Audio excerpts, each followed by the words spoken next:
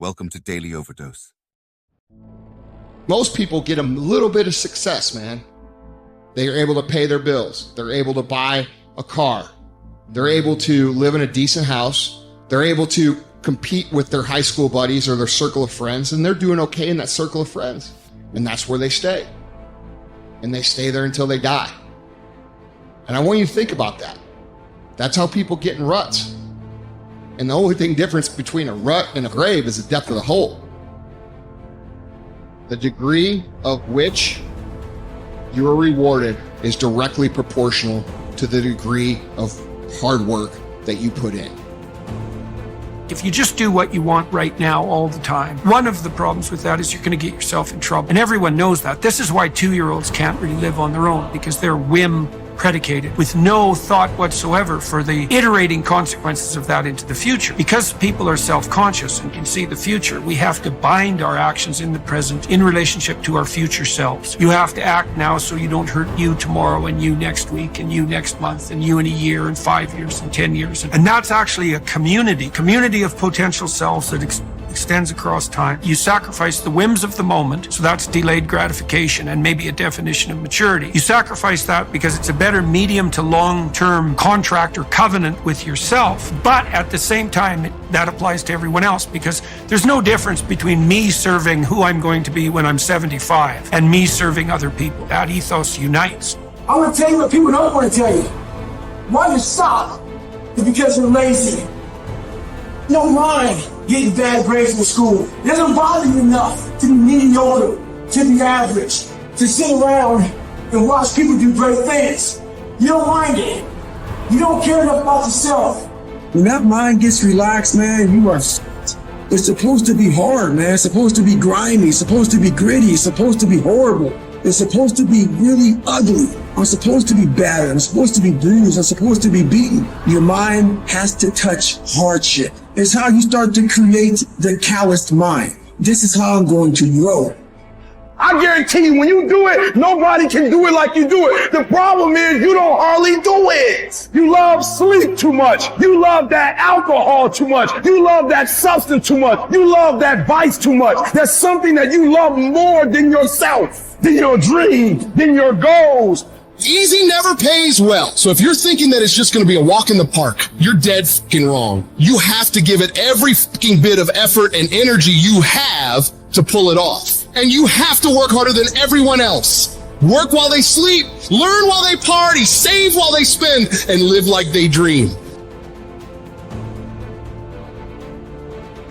In any case, people do waste a lot of time, and they also act counterproductively a lot of the time. Regardless, we do make progress, and we can thrive under the difficult conditions that make up our lives, and we can resist the malevolence that entices us. That's within our power, and we don't know the limits to that. And we also know that it's better to, we all know this, that it's better to live courageously than cowardly. Everyone knows that. That's what you teach people that you love.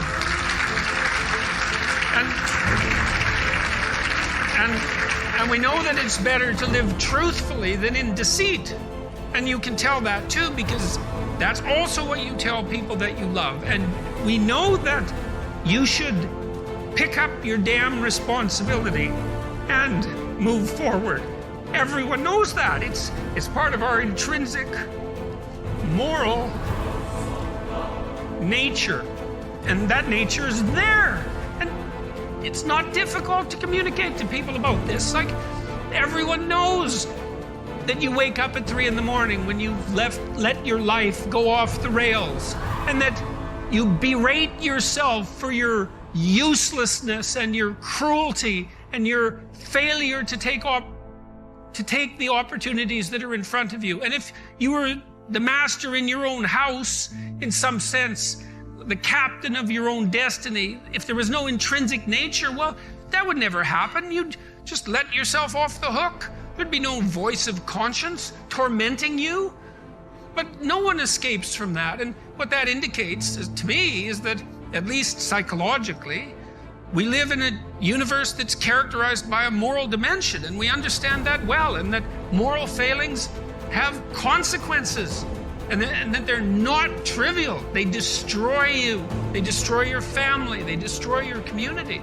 And you can tell people that, and they listen because they know. They don't know they know. That's the thing, and maybe that's the thing about being an intellectual. You have the opportunity to articulate ideas that other people know, they embody, but they can't articulate. And that's what people tell me. They say, well, you help me give words to things that I always knew to be true but couldn't say. Or they say, I've been trying to put some of your precepts into practice. Responsibility being a main one, vision another, honesty, I suppose, bringing up the pack and saying, this is the fun part of doing all of this. Fun is a weak word. It's the remarkable part of doing all this. I mean, I have people tell me constantly wherever I go. It's so delightful that, they were in a pretty dark place, and they tell me why. And there's plenty of dark places in the world, and they decided, well, maybe they were going to develop a bit of a vision and take a bit more responsibility and start telling the truth and putting some effort into something. And they come up and they say, wow, you can't believe how much better things are. First say to yourself what you would be, and then do what you have to do. If you aren't happy with who you are, you first need to identify who it is that you desire to be. Without determining the destination you're trying to get to, you're probably not going to arrive there. The next step after you figure out who you want to be in your life is to take the necessary steps towards this goal. After all, putting a tack in a map on the wall is a great first step towards going on a journey. But that's only the first step. In order to achieve the good life that you want to live, you will need to exercise your will and do what you have to do to make your dream a reality. Now I will explain how you can recognize that you are not wise. The wise man is full of joy, cheerful and calm, undisturbed. He lives on equal terms with the gods. Now examine yourself. If you are never sad, if no hope disturbs your mind with anticipation of the future, if by day and night the condition of your spirit is even and unvarying, alert and happy with itself, then you have reached the high point of human good. The greatest obstacle is probably when meditation comes out of a sense of lack or neediness. So you feel you are deprived of something, be it money or a relationship or a living situation, and you feel there's a great lack in your life and you desperately want this to change. And so you perhaps use manifestation in a way that is not likely to work when, for example, you use affirmations such as I want a better job, I want a job with a good income and a life situation in a nice place, and I want this and I want that. By making these statements, you're actually, by implication, saying that you don't have it. So you're also, by saying that you're there's a reverse side to your statement, I want, and on the reverse side of the statement, I want, there is the statement, I don't have, and I need. And similar things, please give me, if you pray to maybe God, maybe you pray to Jesus, maybe you pray to Buddha. They do that in Buddhist countries. Maybe you pray to a saint or whatever it is, or you pray to the universe and say, please, universe, please give me this, please give me that. That also doesn't work very well. If it works, it could be accidentally, who knows, but usually that greatly diminishes your power of manifestation, because the manifestation practice arises out of a state of lack or neediness. So there's no powerful manifestation there.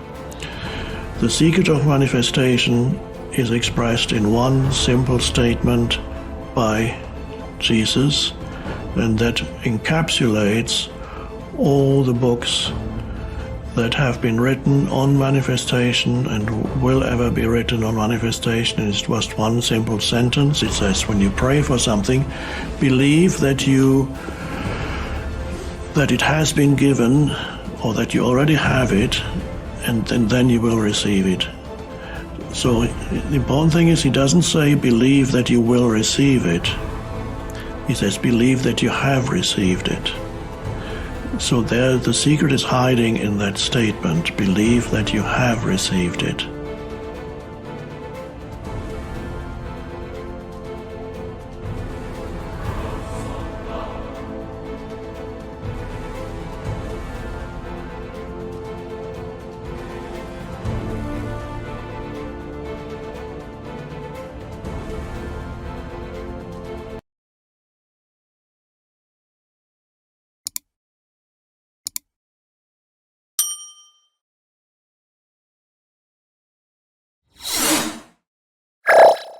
Thank you for watching our videos. Please like and subscribe to our channel so you won't miss another video.